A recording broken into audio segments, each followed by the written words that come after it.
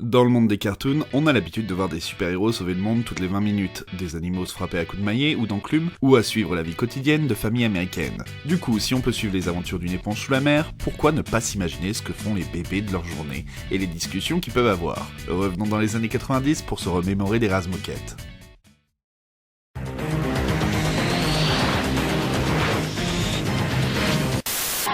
Voici l'heure des Animaniacs.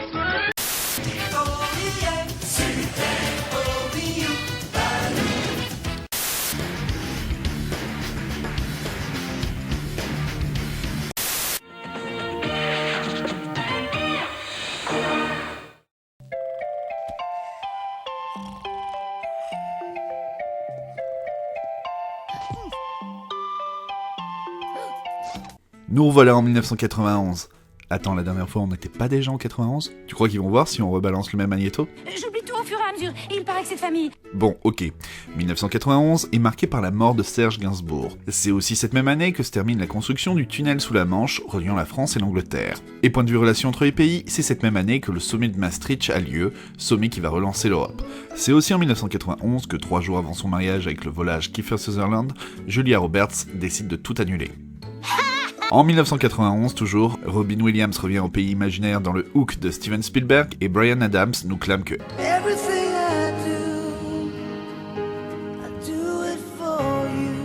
comme bande-son de Robin des Bois, Prince des voleurs. En 1991, au petit écran, nous étions rivés devant les aventures de Doug, ou encore devant la légende de Prince Vaillant. Et de l'autre côté du monde, au Japon, commençait l'adaptation d'un manga culte, City Hunter, plus connu chez nous sous le nom de Nicky Larson.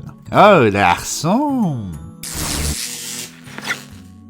Les Razmoket sont une bande de bébés de 3 mois à 3 ans. Dès que leurs parents ont le dos tourné, ils s'évadent de leur parc pour explorer le monde et vivent de grandes aventures, aussi bien imaginaires que réelles. Les Razmoket, ou les Rugrats en VO, ont duré 12 saisons pour un total de 173 épisodes. Une sacrée longévité pour un cartoon. La série était originellement diffusée sur Nickelodeon et en France sur Canal+, puis Canal J. Mais c'est surtout sur France 3, dans les minicums, que la série a explosé. Les Razmoket ont été créés par Gabor Ksupo, que vous connaissez peut-être aussi pour être le réalisateur du film Le secret de Terabatia, et Arlen Klasky, mari et femme à l'époque, ainsi que Paul Germain en 1989. À cette époque, Ksupo est un ancien de Hanna-Barbera et possède un studio d'animation, Klasky Ksupo Inc., qui travaille pour la publicité ou des clips. En plus de ça, Ksupo et Germain travaillent sur l'animation de mini-épisodes des Simpsons ou de Rue Sésame, ce qu'ils feront jusqu'en 1992. Le trio décide de créer sa propre série suite à la recherche de Nickelodeon de quoi remplir sa grille pour le lancement de son segment cartoon qui se nommera plus tard Nicktoon, où la série commencera aux côtés de Doug ou du Ren and Stimpy Show. Pour ce faire, ils se basent sur des anecdotes de leur enfant, mais aussi sur les Beatles. Un pilote de 6 minutes et demie intitulé Tommy Pickles and the Great White Thing entre en production, mais ne sera jamais diffusé. Peter Chung, le character designer des Tortues Ninja de 87, le créateur d'Ion Flux ou du film d'animation Riddick, participa au design des personnages avec Klasky et Ksupo. Il s'occupa aussi de la réalisation du pilote ainsi que du générique. Il voulait que les bébés soient étranges plutôt que mignons. La production s'est achevée en 1990 et le projet a été soumis à Nickelodeon. Les retours ont été bons, permettant à la série d'avoir le feu vert de la chaîne pour une saison. C'est à ce moment-là que les personnages de la Binocle et Angelica furent ajoutés au casting. Paul Germain avait la sensation que la série avait besoin d'une brute. Du coup, Angelica fut créée en se basant sur une brute de l'enfance de Germain et en faisant un enfant pourri gâté. Klasky était à l'origine contre cette idée et les actions d'Angelica. Pour elle, Angelica n'était rien de plus qu'une brute, donc elle ne pouvait pas l'aimer. Elle n'approuva jamais vraiment le développement du personnage et du coup, Angelica commencera à devenir un problème pour une partie de l'équipe des Razmoket. Mais quelle icône celle-là! On va pouvoir voir que tout n'était pas rose chez les Razmoket. Dans un cas, sa doubleuse Cheryl Chase avait du mal à jouer une méchante fille. Pour l'aider, Steve Vixen, l'un des scénaristes, lui disait d'imaginer Angelique comme le J.R. Ewing de la série. Oui bon, faut avoir connu Dallas pour comprendre. La série commence donc sa diffusion sur le bloc de 10h30 du dimanche matin, et même si la série a de bons retours, on est loin du triomphe qu'ont pu connaître d'autres séries comme les Tortues Ninja et compagnie. Après l'épisode Le procès, Klasky commence à se plaindre que les Razmoket commencent à agir d'une façon trop adulte pour leur âge. Et dans ce genre de situation, c'est souvent Ksupo qui jouait les médiateurs entre Klasky et les scénaristes. Et c'est les scénaristes scénaristes qui l'emportaient souvent. Une partie de l'attention au-delà de l'écran se retrouva dans le script et par conséquent dans la série. En 95, avant que Nickelodeon ne diffuse le dernier épisode des 65 originaux, la production de nouveaux épisodes a connu une coupure et la plupart des membres de l'équipe d'écriture des Razmoket ont quitté Klasky et Xupo. Après les premiers jours de rediffusion, Nickelodeon avait assez d'épisodes pour diffuser la série tous les jours, diffusant en début de soirée quand les enfants et les parents pouvaient regarder la série, ainsi qu'à plein d'autres moments de la journée. En 1996, les épisodes des Razmoket avaient été diffusés 655 fois lors de l'année, et malgré ou à cause de cette situation, c'est resté l'une des séries du câble la plus vue de cette année, devenant un phénomène de société. Difficile à cette époque de ne pas croiser un enfant qui connaît Casse-Bonbon, La Binocle et Angelica. Il en va de même pour le merchandising qui pop de partout. La série est retournée en production en 1997, cependant les tensions entre le couple Klasky-Xupo et les scénaristes d'origine existaient toujours. Avec sa popularité au plus haut, la décision est prise de lancer les enfants sur le grand écran avec Les Razmoket le film en 1998, qui introduit un nouveau personnage à la bande, Jules, le petit frère de Casse-Bonbon, suivi des Razmoket à Paris en 2000, qui introduisent aux personnages de Kimi et Kira, et enfin les Razmoket rencontrent les deux la jungle en 2003 qui sert de crossover entre les deux séries précédemment nommées. Avec les Razmoket le film, on a le droit à une nouvelle Angelica, moins méchante, qui montre parfois qu'elle a un bon cœur, devenant plus une enquiquineuse qu'une brute. Du coup, Klasky a changé son fusil d'épaule, disant « Je pense qu'elle est parfaite pour la série, j'aime Angelica ». À se demander si c'est son avis, le succès qui parle pour elle, ou bien si elle a réussi à faire plier les scénaristes.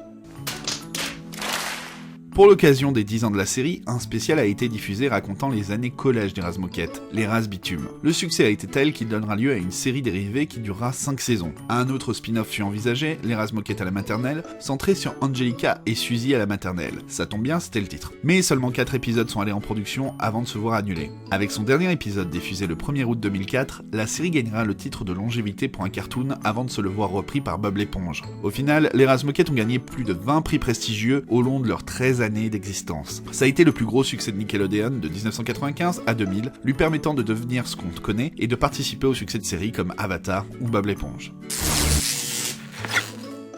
Tommy dit Casse-Bonbon est le fils de Jean Roger et Lucie Cornichon. Il a 1 an et est le leader du groupe des bébés et porte quasiment à chaque épisode un t-shirt bleu et sa couche culotte. C'est le meilleur ami de la Binocle, mais aussi l'aventurier du groupe, toujours prêt à faire ce qu'il faut pour ses amis ou sa famille.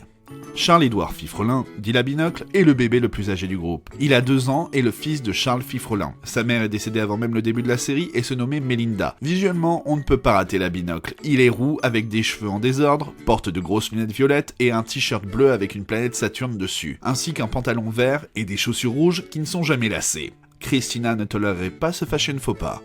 La Binocle est un enfant unique dont la mère est morte d'une raison inconnue quelques semaines avant sa naissance. C'est la poule mouillée du groupe et est toujours contre l'idée qu'on parte à l'aventure.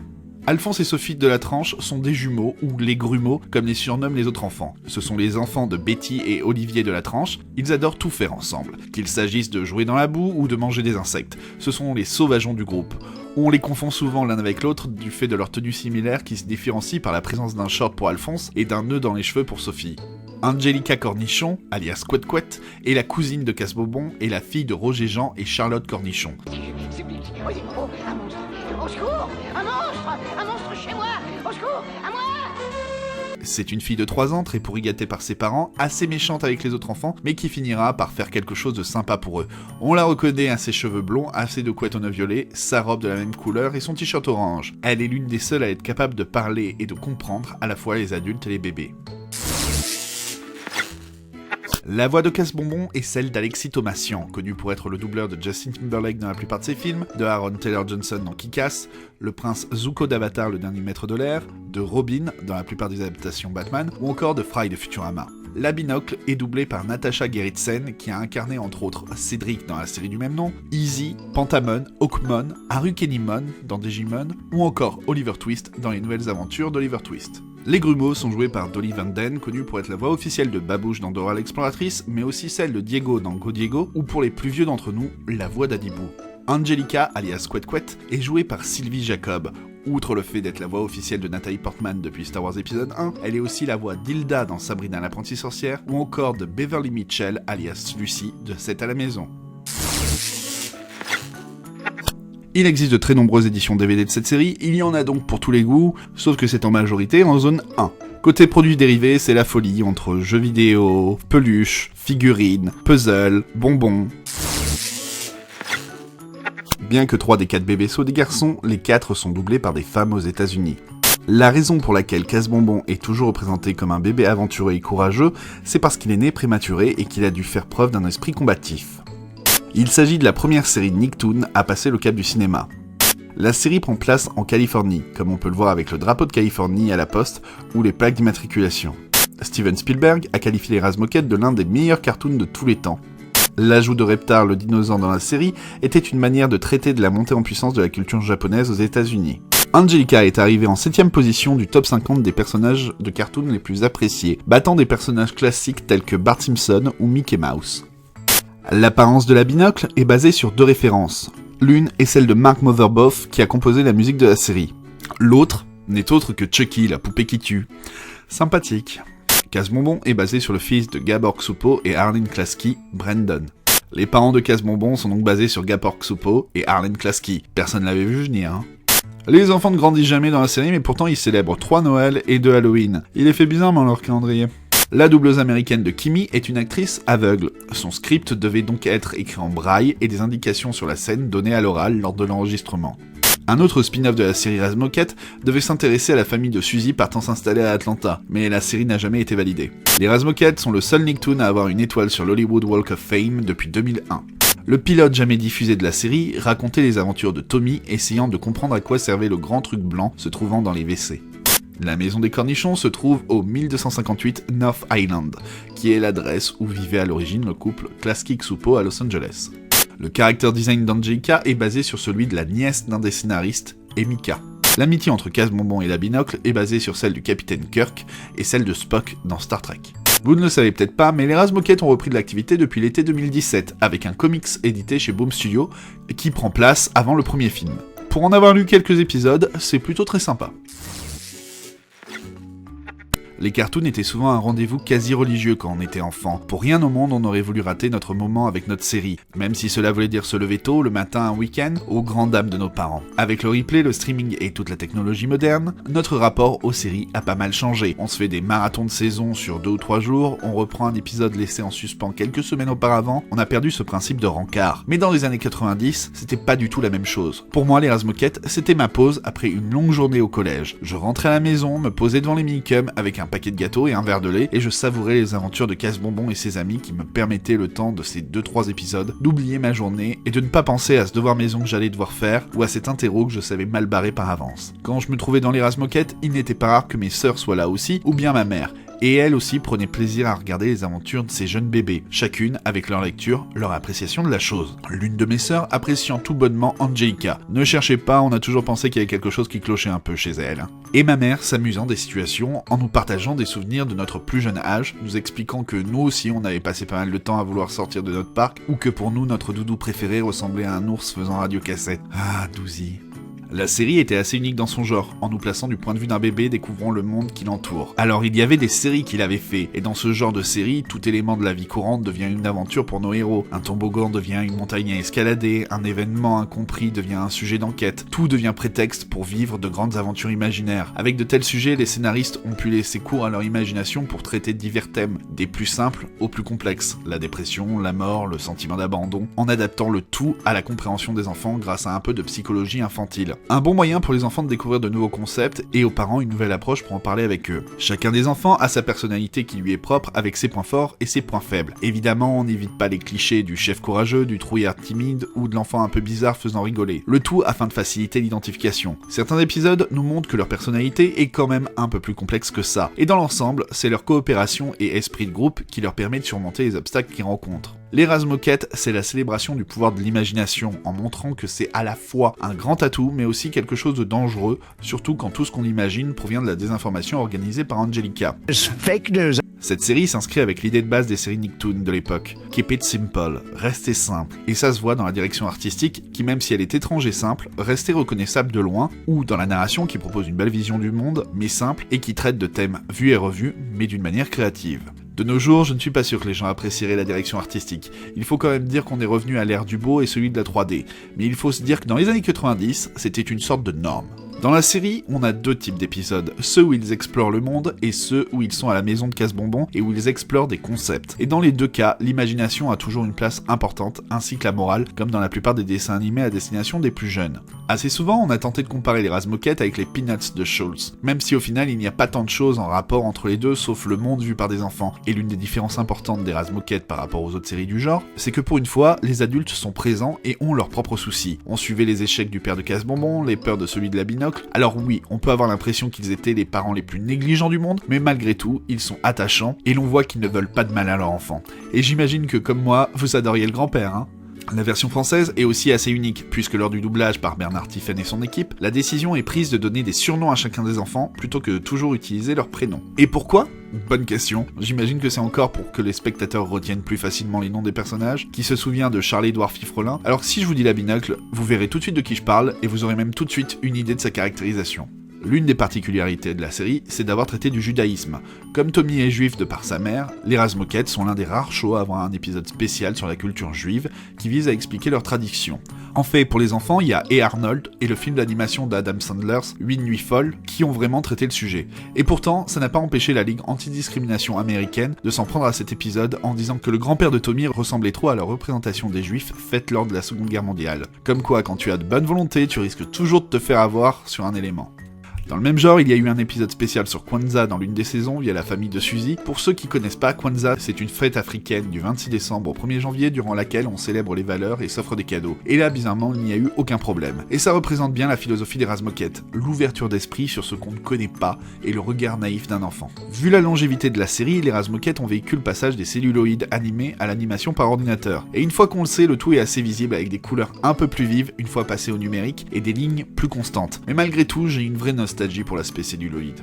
Une partie de moi est persuadée que ce sont les Razmoket de Nickelodeon et les problèmes rencontrés par le couple Klaskik-Supo qui ont participé à la naissance de l'excellent cartoon La Cour de récré de Disney. Tellement on peut y retrouver de similitudes que ce soit dans la façon de raconter les histoires, les personnages, les titres d'épisodes identiques et bien d'autres choses. Oh, et peut-être aussi parce que c'est Paul Germain, l'un des créateurs des Razmoket, qui a créé La Cour de récré. Oui, ça aide pas mal, on sait que beaucoup de membres de l'équipe créative des Razmoket ont décidé de quitter le studio pour suivre Germain aussi. Même si les films ont eu un grand succès, il faut bien reconnaître que les épisodes qui ont suivi étaient un peu moins bons. Même si le tout restait d'une bonne qualité, il faut dire qu'une partie de l'équipe créative d'origine avait changé, que les scénaristes commençaient à avoir un peu fait le tour des sujets à leur disposition, qu'on leur imposait des personnages créés pour les films. Il était donc peut-être temps de finir l'aventure Razmoket. Et ce n'est pas sa suite, les Razbitume, qui viendra renouer la magie des premières saisons. Dans l'histoire de la série, tout n'a pas toujours été du meilleur goût, surtout en ce qui concerne le merchandising. On pourrait parler de trucs pas beaux, mais l'une des choses qui m'a le plus choqué, c'est qu'à cette époque, il fallait toujours sortir un CD avec les chansons. Oui, comme l'album Pokémon. Et dans les années 90-2000, ce qui était à la mode, c'était le rap. Ceux qui ont déjà entendu le Rugrats rap pourront le confirmer.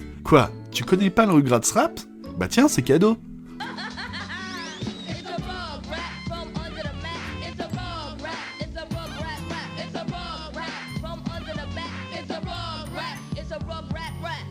Bon, par contre, il y a un truc que je n'ai jamais compris dans la série.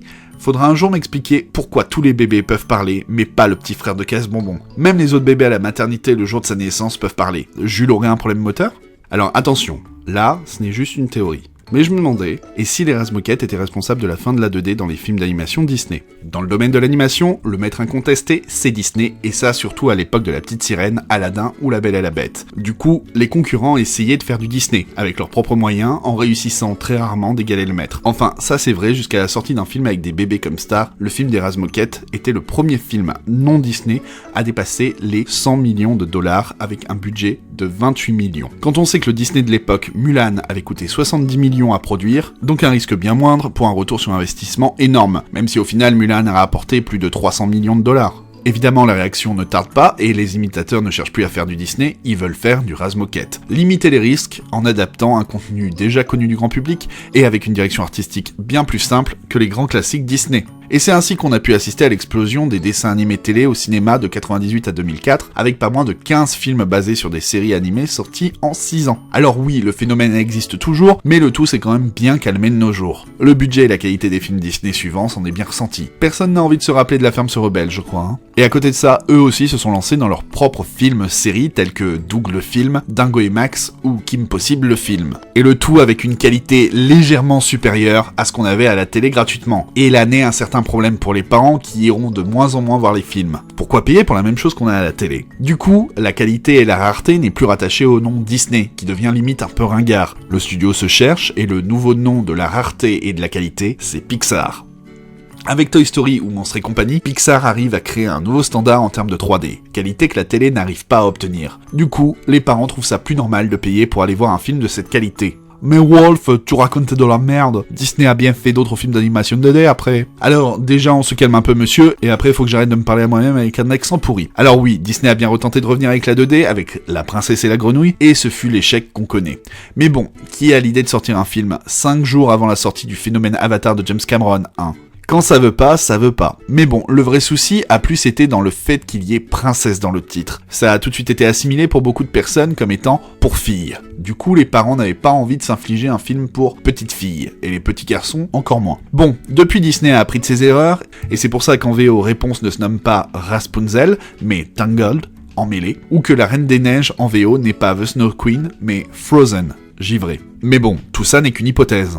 L'information vient juste de tomber alors que j'avais quasiment terminé le montage de cet épisode, d'où mon intervention en fin de vidéo. Mais l'une des choses les plus inattendues vient de se produire. 27 ans après la diffusion de son premier épisode et 14 ans après la diffusion de son dernier, Nickelodeon a décidé de relancer la production de la série Les Razmoket. Pour le moment, on parle de 26 épisodes de commandés, mais aussi d'un film en live action avec personnages en 3D, fait en partenariat avec Paramount Players. Même la date de sortie a déjà été annoncée pour le 13 novembre 2020. Vas-y, tu peux déjà réserver tes places. Hein.